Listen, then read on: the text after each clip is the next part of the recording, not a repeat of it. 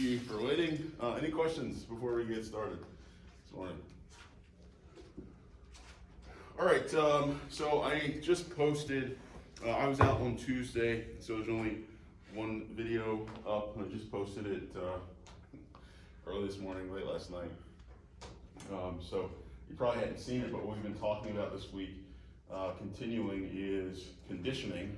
We had talked about that with you guys on Thursday, looking at classical conditioning. Is that right for this class? And so on Wednesday, yesterday, we talked about operant conditioning. So check that out if you haven't had a chance yet. What we're going to talk about today is related mostly to operant conditioning, but you could also apply these techniques to the classical conditioning. And what we call this is reinforcement schedule.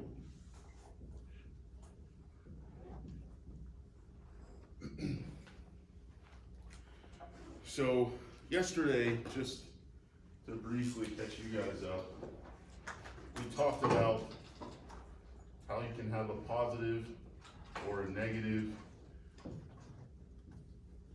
reinforcer and a positive and a negative punishment,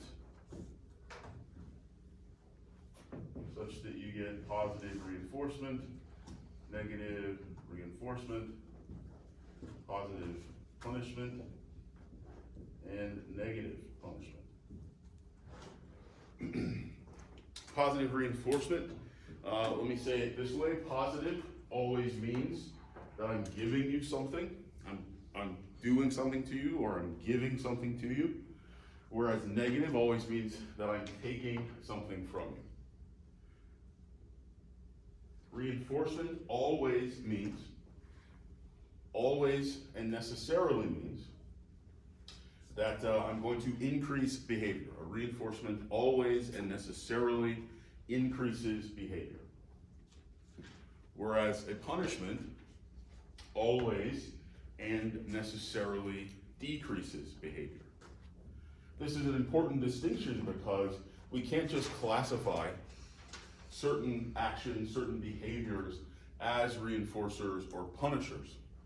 Let's take, for example, let's say I'm teaching a high school class. This doesn't usually apply to college classes. Let's say I'm teaching a high school class and there's somebody in the back and they keep talking through the whole class. And I'm trying to give a lecture and they're interrupting and talking to their buddy or whatever it is. And I say, "Hey asshole, stop talking. I'm gonna yell at you all class. You're such an idiot." I call him names, all this stuff, whatever. Next class, he talks more. So what have I done to him? Have I punished him? You say no, why not?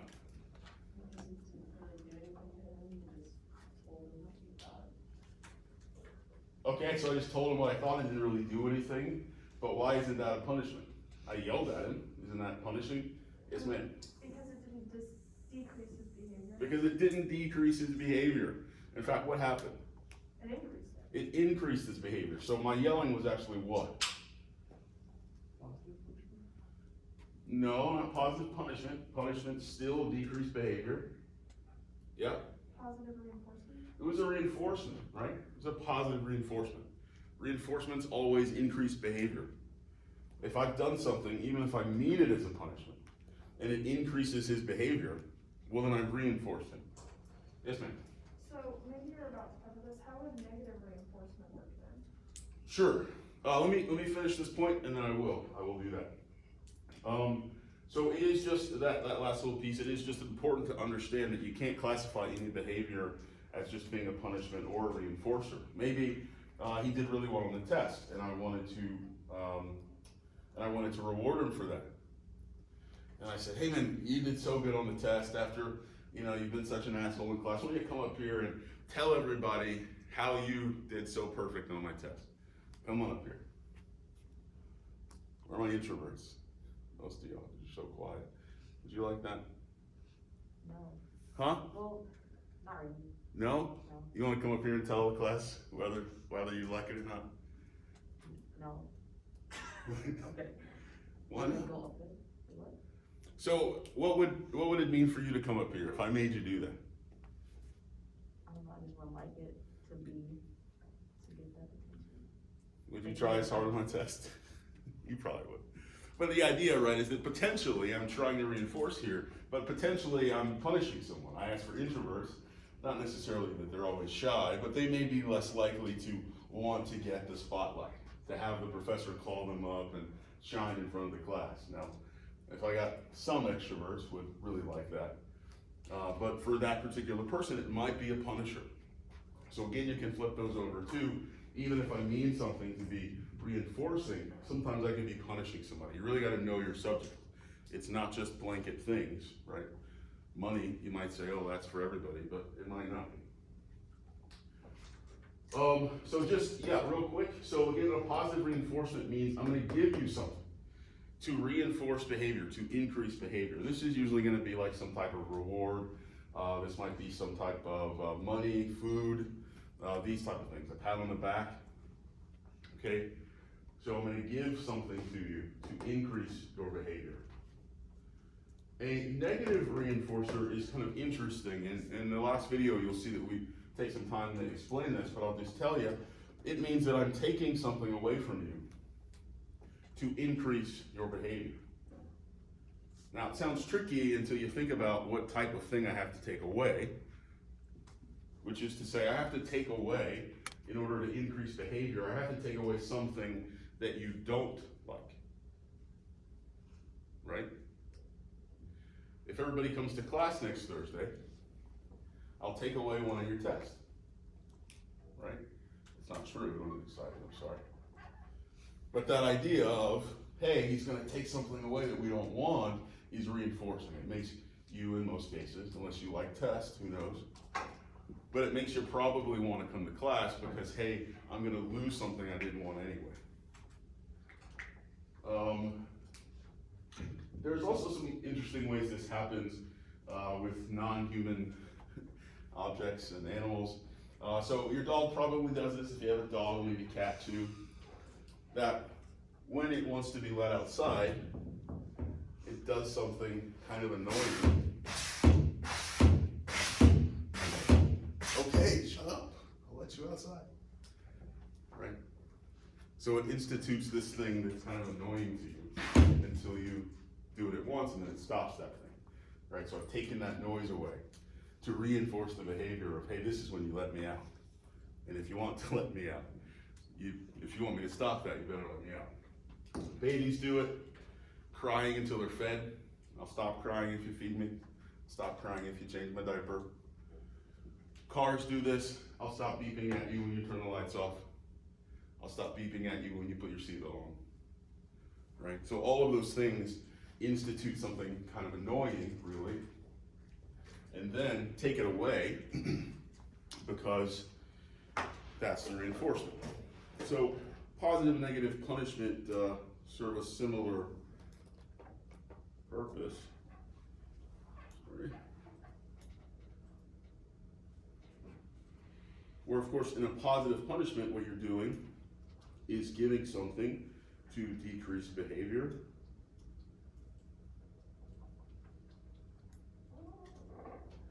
And so this is like a spanking. I say, here's your conservative parents, here's your liberal parents for punishers, right? Spankings, time out. Right, so here I'm giving you something to decrease behavior, a swallow in the butt or whatever, right? And here, right, conservative parents, I'm kidding, but it's whatever. Negative punishment, I'm gonna take something away to decrease behavior, right, liberal parents, time out, okay?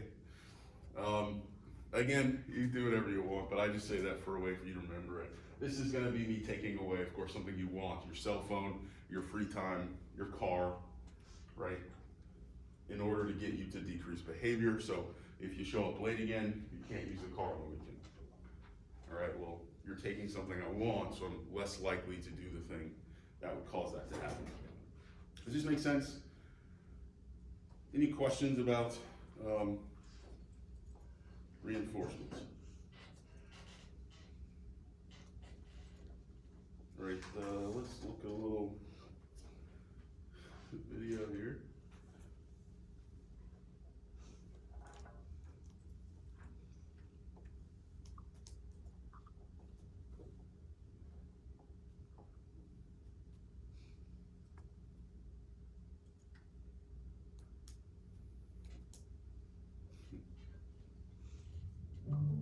Quote.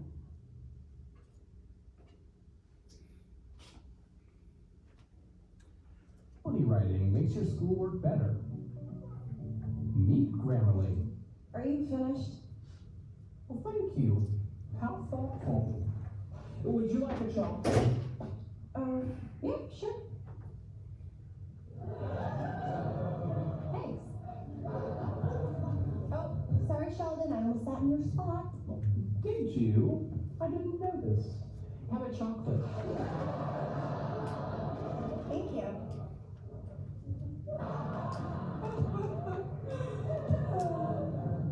You're here a lot now. Oh, am I talking too much? I'm sorry. Zip. Thank you. Chocolate? Yes, please.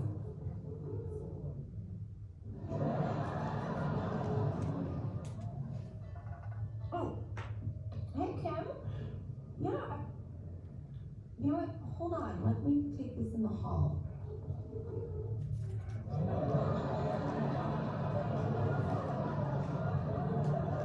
You'll never guess who they got to replace you at work. Okay. I know what you're doing.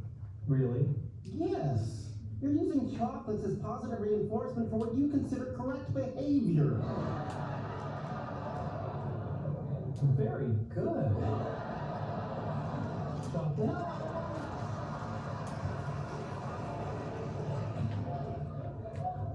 Sheldon, you can't train my girlfriend like a lab rat. Actually, it turns out I can. Well, you shouldn't. There's just no pleasing you, is there, Leonard? You weren't happy with my previous approach to dealing with her, so I decided to employ operant conditioning techniques, building on the works of Thorndike and B.F. Skinner. Yet by this time next week, I believe I can have her jumping out of a pool, balancing a beach ball on her nose. No, this has to stop now. I'm not suggesting we really make her jump out of a pool. I thought the bazinga was implied. We're just tweaking her personality. You're sanding off the rough edges, if you will. No, you're not sanding Penny. Are you saying that I am forbidden from applying a harmless, scientifically valid protocol that will make our lives better? Yes, you're forbidden. Bad, Leonard. You know, using positive reinforcement techniques, I could train that behavior out of her in a week. No, If you let me use negative reinforcement, I can get it done before we go to bed. you're not squirting her in the face with water. No, of course not. We're talking very mild electric shocks. No tissue damage whatsoever. Forget it. Oh, come on. You can't tell me that you're not intrigued about the possibility of building a better girlfriend. I'm not. Penny's qualities, both good and bad, are what make her who she is. You mean like that high-pitched, irritating laugh? Yes. You wouldn't prefer a throaty chuckle? You're not changing how Penny laughs. No, that would be incongruous. I was going to lower the whole voice to a more pleasing register. Oh, sorry, guys. That girl is freaky. Come again? Freaky. Freaky? Yeah, freaky.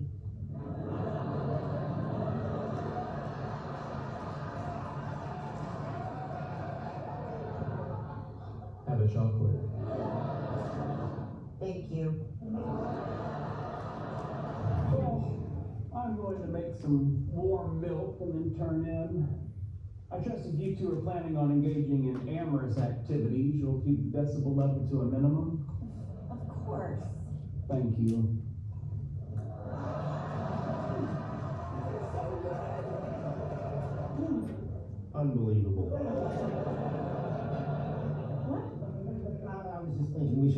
turn into? Well, my new bed got delivered. If you come over and put it together, you can stay at my place.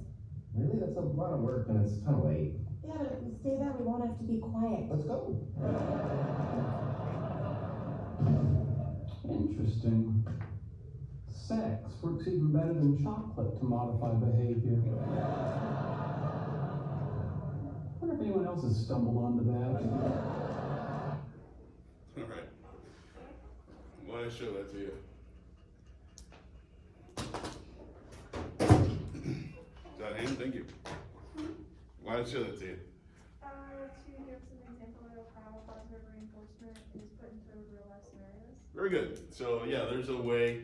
It's done obviously here in a comedy sketch, but yeah, that's some real ways that you might use positive reinforcement.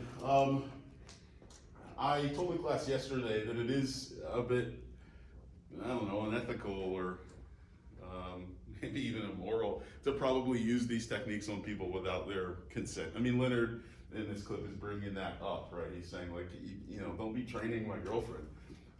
Because, right, it is a bit manipulative to do, but we often do this, of course, with animals. When we're training animals, you'll see that we're using this. He makes a reference, a lab rat in the video. And if you've ever heard of, and I know we've talked about it a little bit in here, behavioral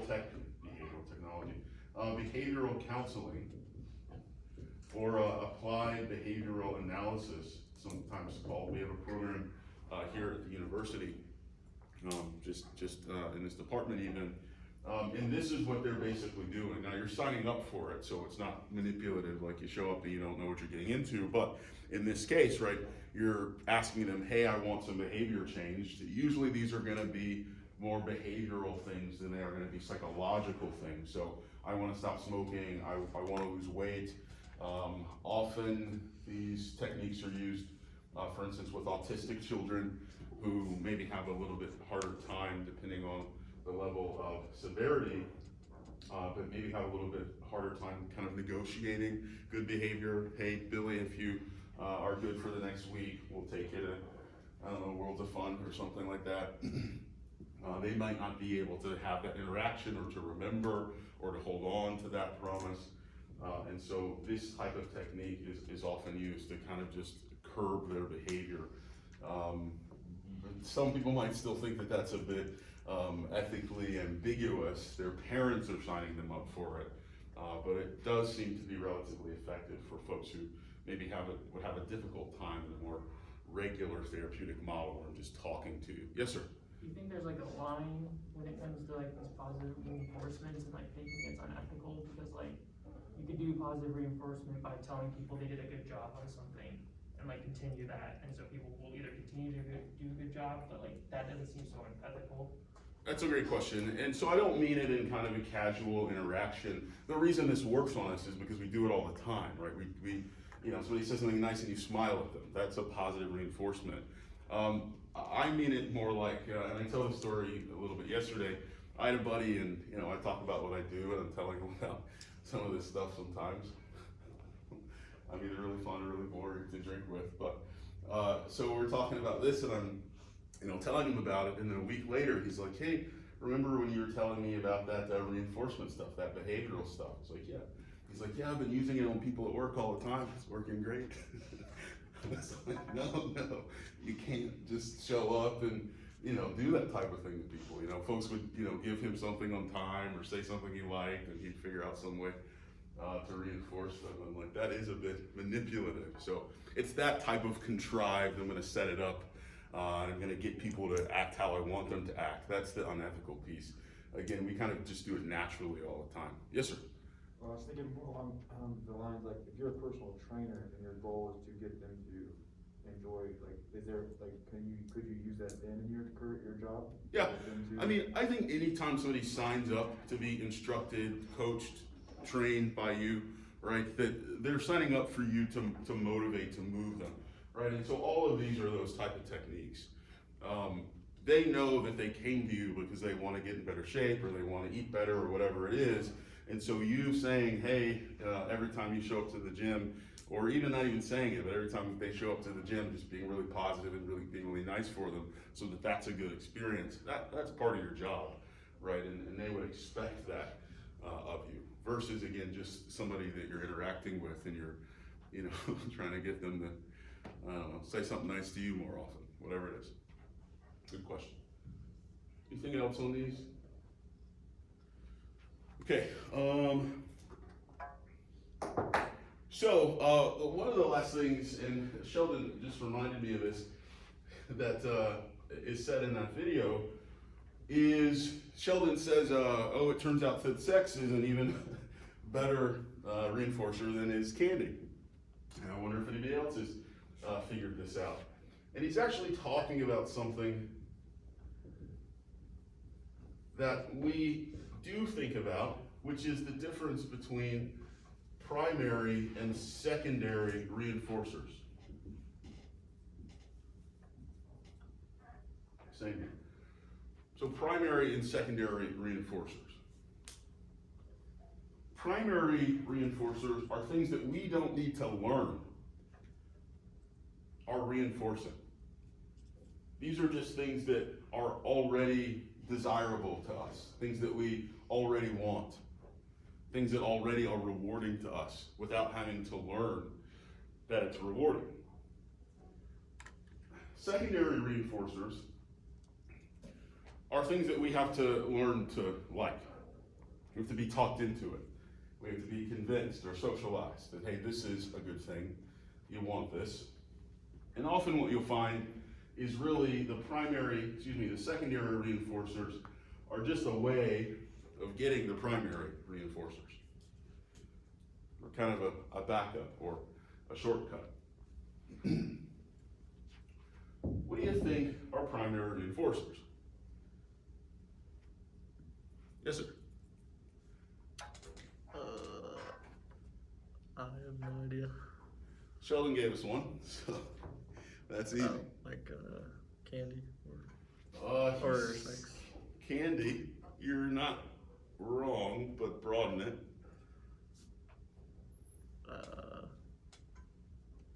Want to help him? A treat? Like a treat of some sort? What's that? Food, right?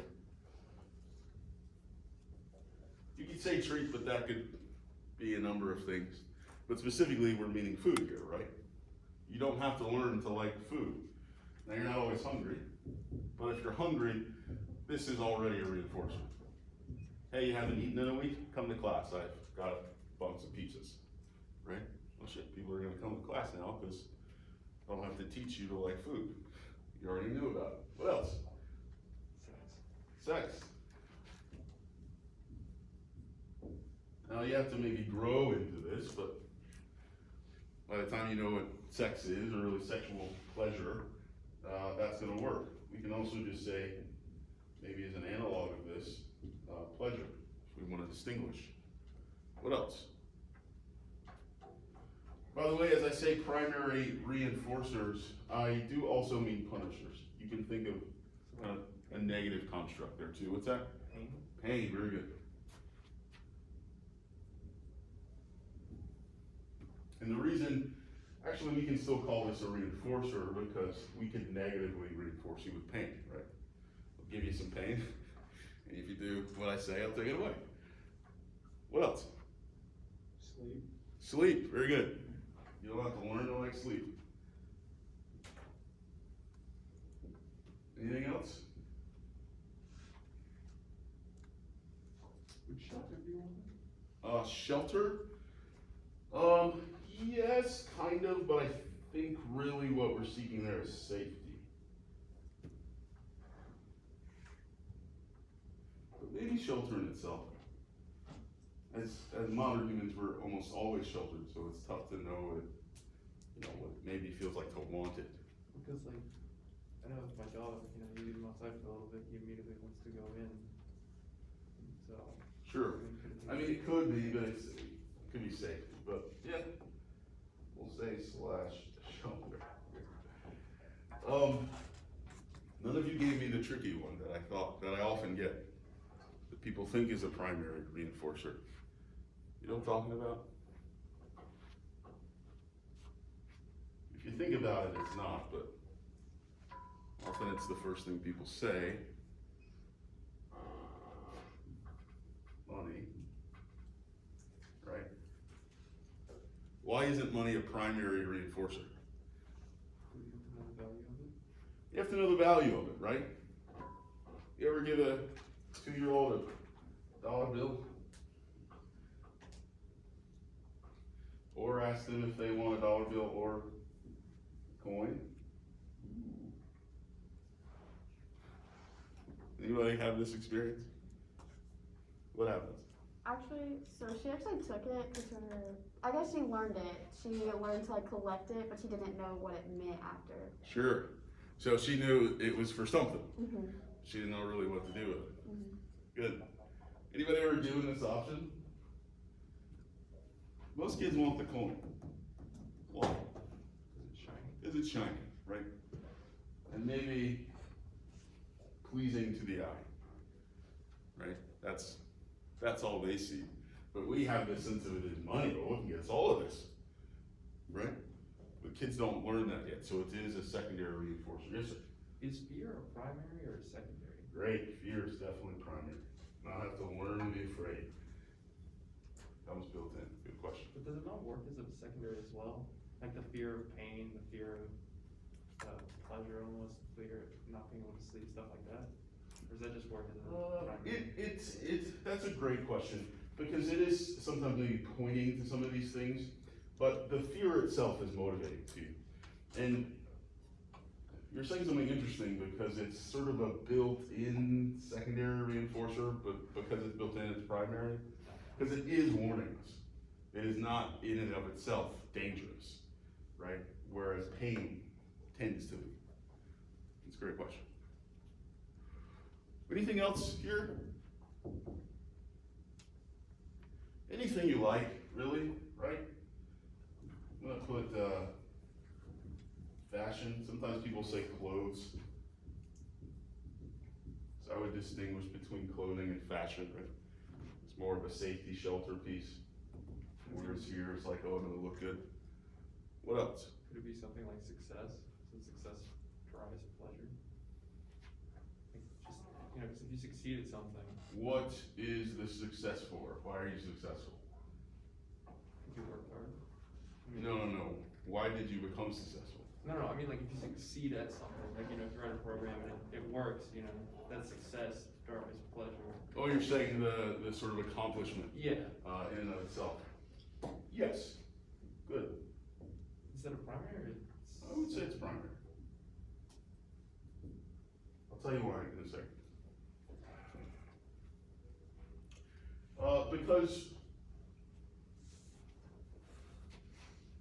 Because we're sort of missing a big one on the primary reinforcers.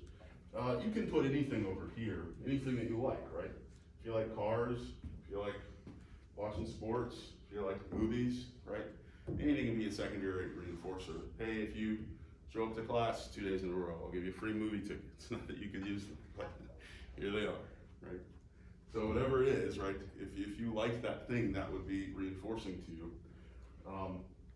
But over here, there's a big one that we're missing that I think is related to accomplishment. I think it's why I put it here and was asking you some questions about it. What's missing? We're in a psychology class. What's missing?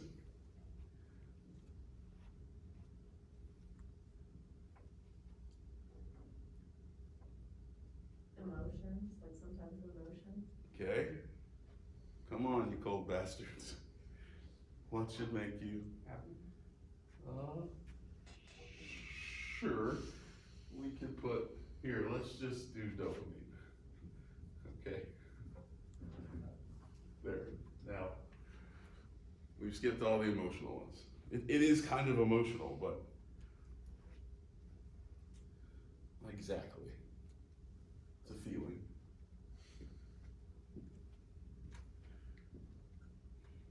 Joy. Dopamine. You heartless students. It's a lie. you do things for love? No. Lies. He just lied for love or something. I don't know. But love, of course, right? You do things to have people like you. You do things to have people care about you. You do things because you care about people. Isn't that just secondary though, because it falls into accomplishment? No, you're a human, boy. You But it falls into are a pack accomplishment. animal. The reason why By your you feel nature. love is because of the pleasure it gives you, so it's therefore secondary that leads to pleasure. No, the love in and of itself is not pleasure. In fact, if we're calling pleasure dopamine, love is oxytocin, right? It's a whole different chemical. We can break this up a little bit and call it social capital, because that sort of clears it up a bit. Because love is sort of one thing and it's included here, but we also sometimes just do things to get credit socially.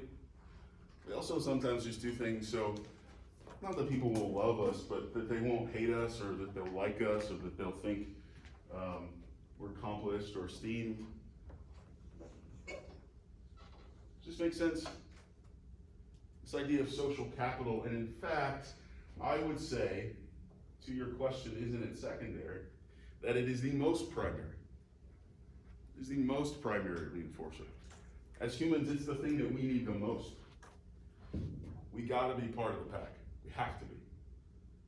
Nobody's helping us eat and shelter, right? There's so much stuff to take care of. In a modern society, you can get it on the internet or just go to the grocery store, right? But we aren't built to live in a modern society. We're built to live in a primal society. And so in that time, we have this really hard code that says, get along with people, be a part of the group.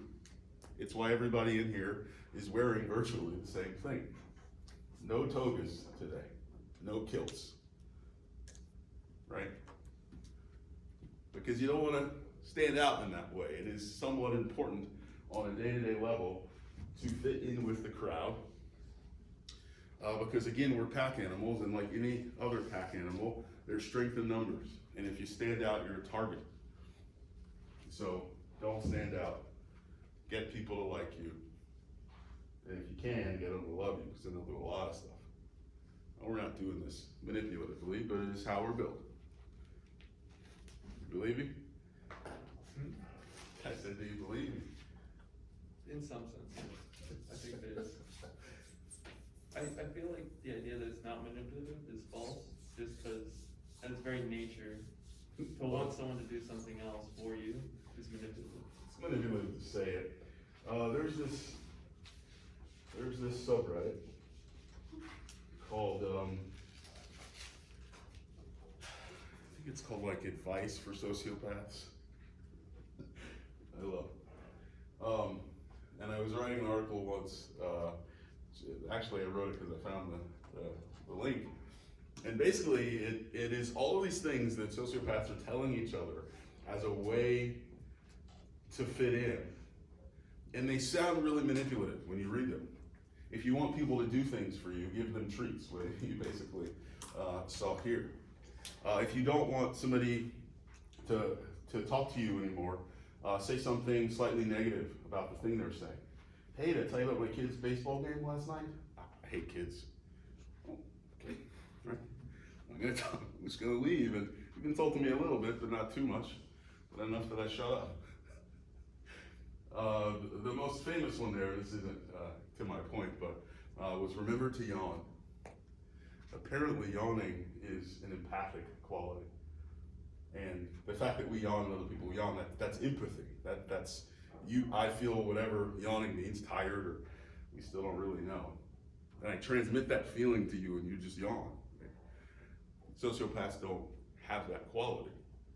They do not yawn reflexively. They do not yawn in response to other people yawning. So one of the things to say was, remember to yawn. Normal people yawn. It's fascinating. Anyway, so any other questions? I kind of got on a tangent there, but do you want to move on to this? So reinforcement schedules.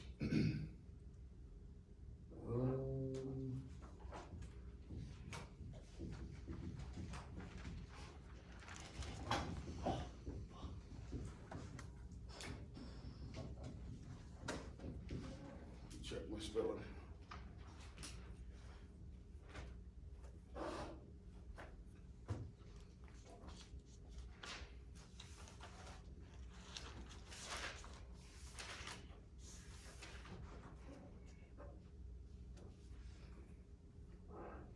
So these schedules are interested in how often, how regularly, in some cases by what mechanism should we apply our reinforcement in order to do one of and or two things, which is to say, one, how do we get the subject to learn the desired behavior or to repeat or engage in the desired behavior as quickly as possible? How do we get them to pick this up as quickly as possible?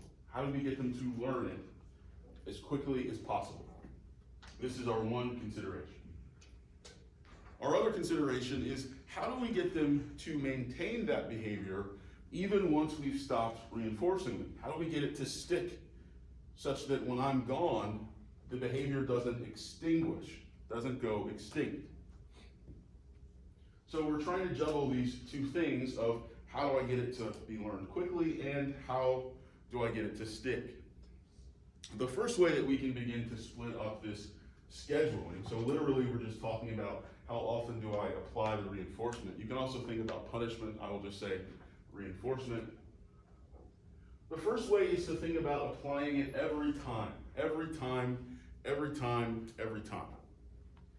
So if I'm trying to teach my dog to sit on command, and I say sit, and I give him a treat, if I'm using a continuous reinforcement schedule, every time I say sit and he sits, I'm going to give him a treat. Every time, every time, every time. Does this make sense? If I'm using an intermittent schedule, now this is just a simple breakdown, we're going to make it a lot more complicated. If I'm using an intermittent schedule, it just means I'm not going to give it to him every time. Sometimes he sits and I just say, good boy, or I just get him to stand up again, and then I get him to sit again, and then maybe I give him a treat that time. Briefly, if I can. I talked about this yesterday too, but for you guys, something sort of fascinating about these schedules, and one of the reasons they work is because of the way reinforcement happens in the brain. So here we just have time, and then on the side here we have a scale of dopamine. If you remember dopamine, here it's just pleasure. It is how your body generally rewards itself. If you like something, if it tastes good, if it feels good, if it smells good, pleasurable to you, your body has released dopamine. This is the way your body communicates pleasure to you. And so we can see pleasure, we can see excitement just by looking at dopamine for the most part. So over time, here's a training session with my dog where I say sit here, here, he sits, and here I give him a treat.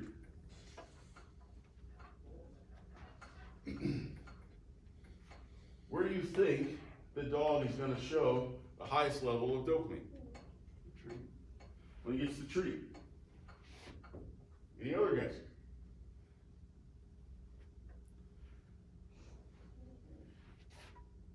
It's actually right here between his sitting and him getting the treat.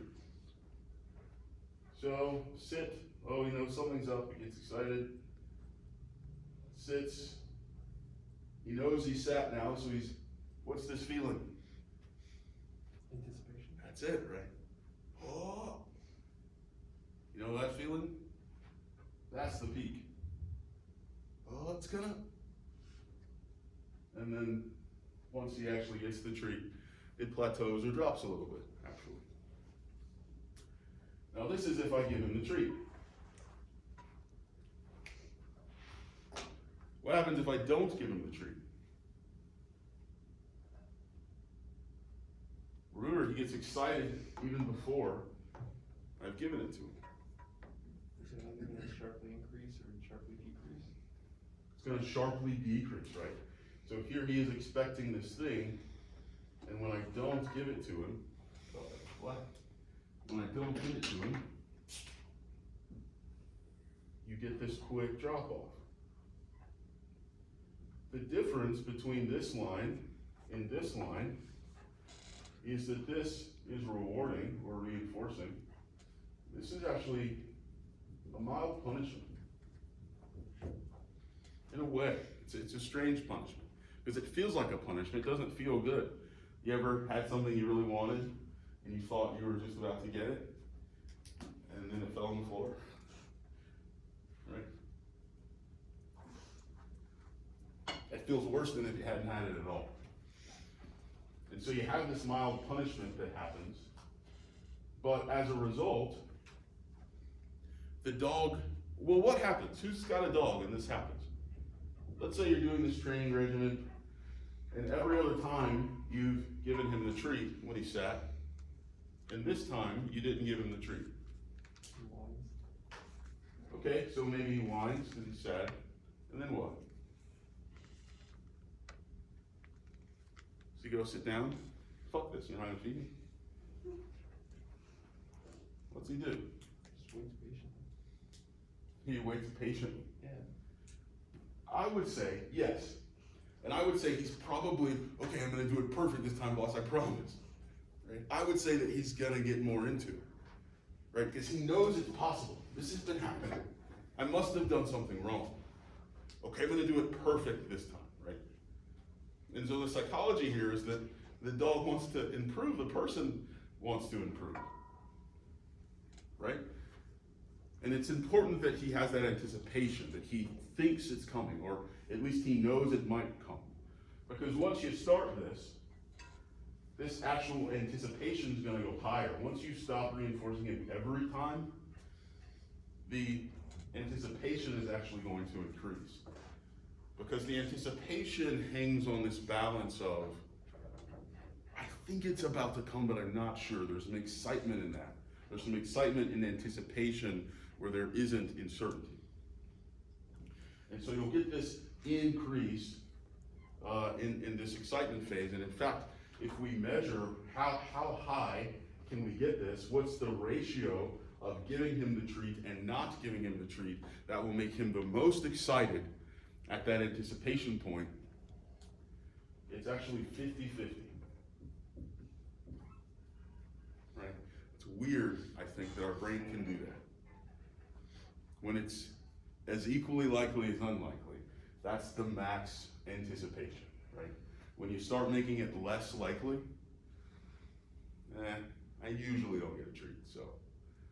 When you start making it more likely, well, I usually get a treat, you know? So the anticipation isn't as high, you're gonna give it to me, right? But when you're not sure, that's when it really feels like, oh boy, let's see what happens. Yes, sir? What happens if you give a reward, but you have two different kinds of rewards, like, you know, instead of giving him a treat, maybe you give him like affection? Sure. Does that work in the same sense, but without that drop off? That, you know, maybe there's a plateau, if you give, instead of food, you give him affection? You're saying if you don't give him the affection? No, so like if you have, not instead of just switching on the treat, like instead of having the punishment of not giving him a treat, you either he gets pet or he gets. Oh, you give him one or the other. Yeah. I think it would be less effective. Okay. Right, because he's still gonna get a little bit of a, and maybe it's not what we wanted, and maybe there's not as much of a drop off, but what you want is that heart sinking feeling of what do I have to do to get it, right? That's what you're trying to get him to feel. If he's like, oh, this isn't so bad. Right? I mean, he's probably gonna keep working, but Not as hard. not as hard. Okay, yes, sir. Do you think like eventually they stop necessarily wanting the treat, or like it just becomes like natural for them to just like when you say sit, they sit because they've been trained to do that almost? It's a great question, and this is exactly where we're gonna go, okay? Great question. So, we looked at continuous and intermittent. All we're really gonna focus on are intermittent. Now, I'll tell you some stuff about continuous at the end of this, but we're really just gonna focus on the intermittent because that's where it gets interesting. Continuous, every time. Intermittent, we gotta think of how we're gonna not give it to him, when and how. So the first two types of scheduling are ratio scheduling versus interval scheduling. Are these types of intermittent? These are all types of intermittent from here on out, yep. So ratio scheduling versus intermittent scheduling. Sorry, interval scheduling. In a ratio schedule, this gets a little complicated. In a ratio schedule, let's say dog performs an action, and then based on the dog's action or success, these aren't any real nomenclature, I'm just writing things. Based on the dog's success or failure at that action, I either give him a treat or I don't give him a treat. So the action happens. It sounds like I'm saying what I've been saying, but keep up. The action happens, and then I reward him or not, based on that action. In an interval schedule,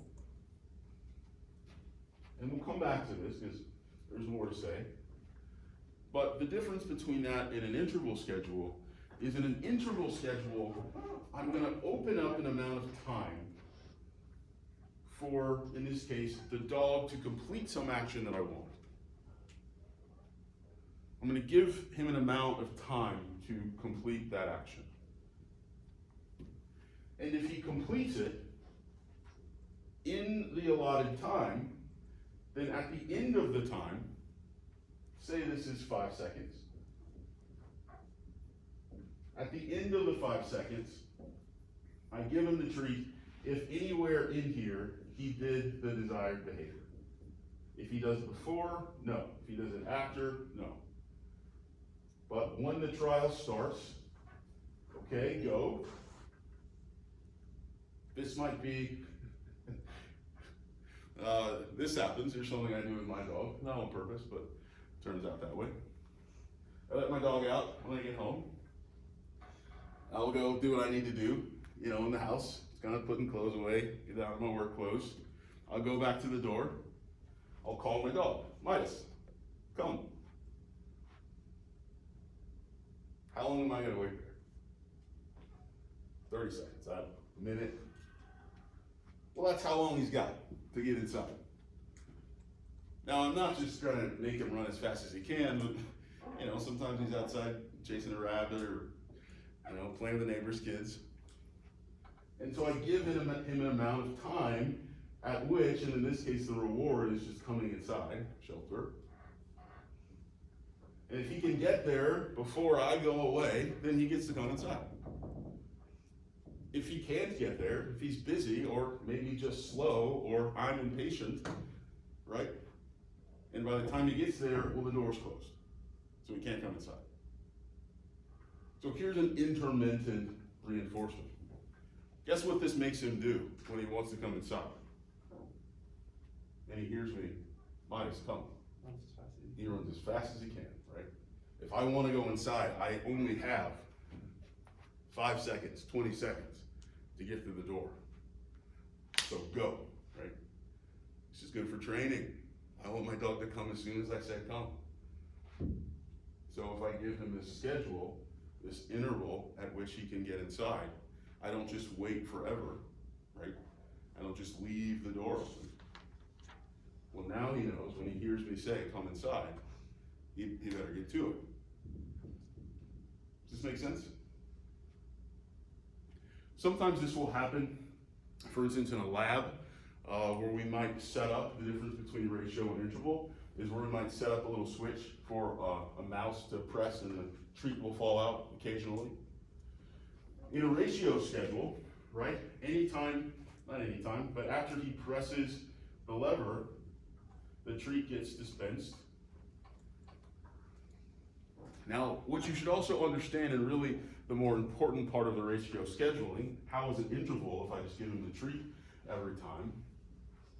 Well, in a ratio schedule, you don't have to give it every time. You can, but then it's continuous.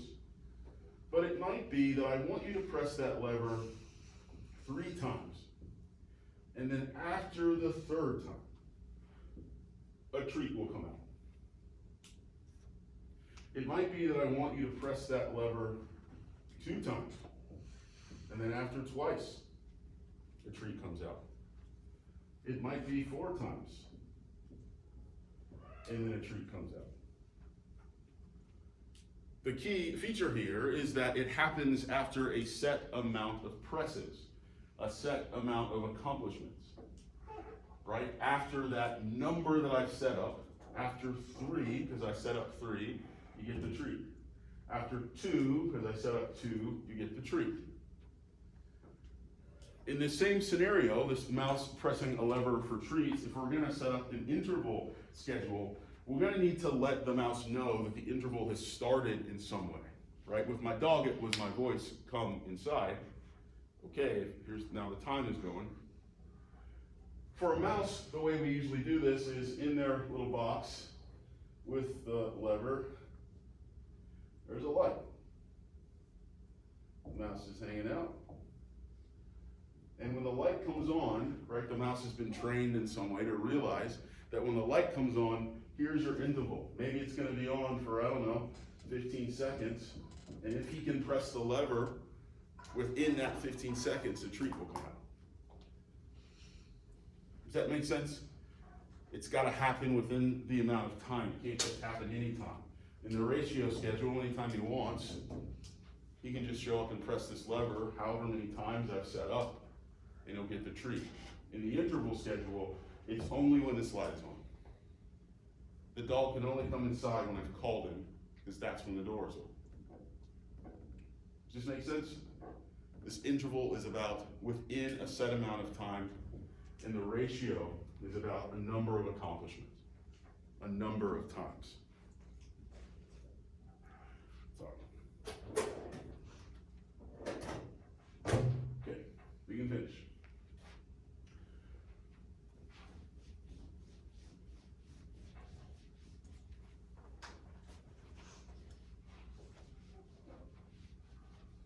So there's these other 2 sets of words that we're going to add to these.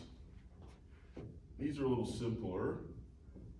This is fixed versus variable. Fixed versus variable. All this means is if I'm going to set up several trials, is the number of times or the amount of time, are those things locked in, or are they going to vary every time? So our mouse getting the treat out of the cage. If it's a fixed ratio schedule, well, that's going to look like the first time, every time it's going to be 2 presses. If it's fixed. Every time, fixed at 2. If it's a variable ratio schedule,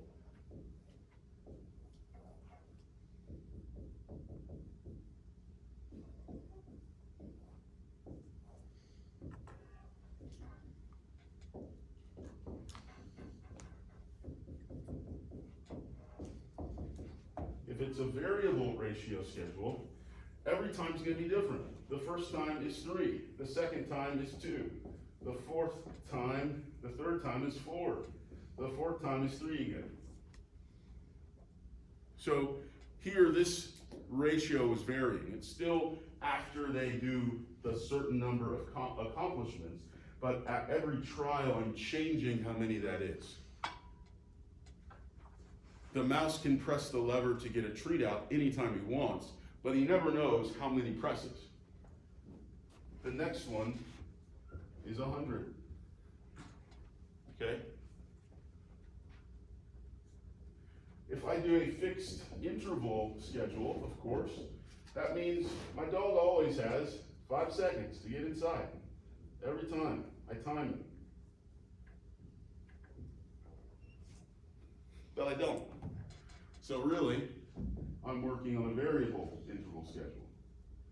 Sometimes it's 25 seconds. Sometimes it's 65 seconds. Sometimes it's a whole second. Hey, out there? Nope. All right. Back to the game. So it's just about whether these things are changing or whether they're staying the same. Does this make sense? All right, last thing is a little thought exercise for you. Let's say I've got a kid, call him Tommy, and I want to get Tommy to keep his room clean. I want to get Tommy to keep his room clean. Which schedule and why should I put him on in order to get him to keep his room clean? Keep your room clean. What's that? Variable interval, so that way he knows that you can come in at any time. If it's not clean when you come in, it's probably gonna get punished. You skip to the end, very good. So if I put him on a fixed ratio schedule, let's say we're using money here. Fixed ratio schedule would mean what? When do I give him that money? When do I give him money in a fixed ratio schedule? It would be something like, hey, Tommy, every time you've cleaned your room twice, I'll give you $10. Every second time you clean your room, I'll give you $10. What kind of behavior does this result in? What's Tommy gonna do when he wants money? Clean his room twice. What's up? Clean his room twice. He's gonna clean his room twice. That also requires what? Messing it up properly, right? Clean it up, looked at it, cleaned it, okay, get out, right? Mess it up, see it's messy, and then come back, look, it cleaned it again, right? $20, right, Dad? So the problem with this is that he's got a lot of control, and if I'm trying to change a behavior of his, I really don't want to give him this much control. This particular schedule is really good for getting someone to learn something fast. In fact, if you do it in a continuous way, it's especially fast. If my dog does not know what the word sit means, and I'm trying to teach him that this means to put your butt on the ground, I want to reinforce him at a regular pace and probably at first continuously, so that he gets, oh, that's what he wants. Oh, that's what he wants. So this schedule is good for, when I said, getting you to learn it fastly, quickly. This is the one that you're gonna use if you want someone to learn something quickly. I'm gonna reward you every time, so that you get what I'm telling you, so that you get what I mean. A variable ratio, if we're talking about Tommy again, a variable ratio is gonna look like, hey, every time you clean your room a certain amount of times, I will give you some money. I'm not gonna tell you how many that is. Might be 2, might be 1, might be 5. What kind of behavior does this create?